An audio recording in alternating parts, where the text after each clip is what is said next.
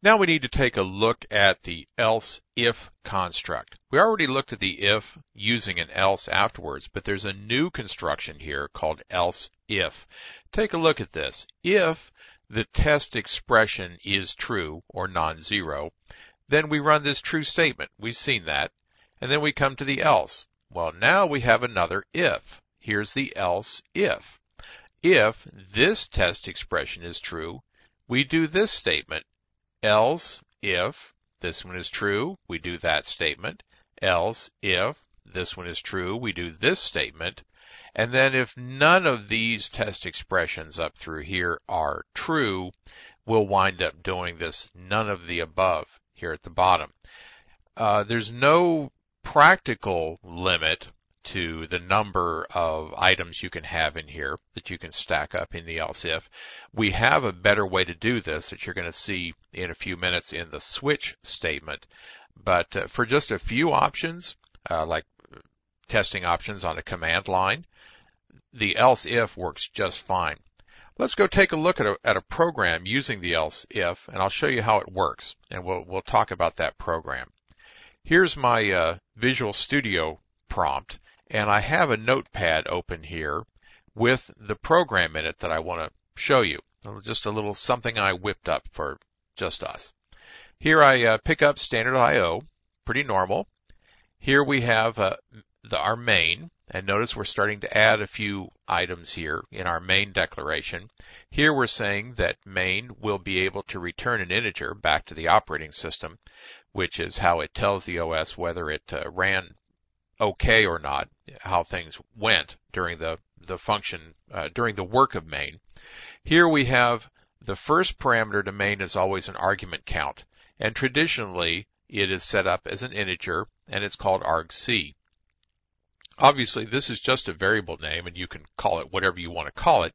Just know that the first thing that is passed into main will be a count of how many arguments come from the command line.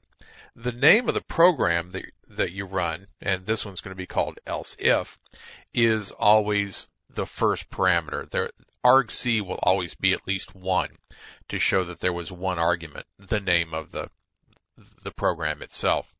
Here is a character pointer array. Don't worry about that too much right now. I promise we'll talk about the details of character pointers and how they work. But what this is a list. It's an array. So it's more than one thing. It can be a number, and it will be however many argc is. If there's 1, 2, 3, whatever is in this. It is a list of pointers to the words coming from the command line. The first word will be the name of the program. The next word will be whatever is between a couple of spaces on the command line, and the next word, and so on, as we do our command line. And you'll see how this works here in just a minute. Here's a little quickie automatic character buffer. We named it buffer. We call it whatever we want to. It is 10 characters long, so it's kind of short, but it's good enough for us. And it is made up of individual characters. It is also an array, because there are little square brackets there. So we've asked the compiler to set aside 10 characters in memory for us. Now we're going to do a test here, because if we don't do this test and we try to do some things with the arguments down here, if they don't exist, we'll blow up the program. And we get that little send error report to Microsoft, or don't send, or so on, if we touch things in memory that we really shouldn't be touching. So if the argument count is less than 2, that's a problem, because we want the argument count to be at least 2, which is the name of the program, and then one option coming in, 1/ question mark or something like that.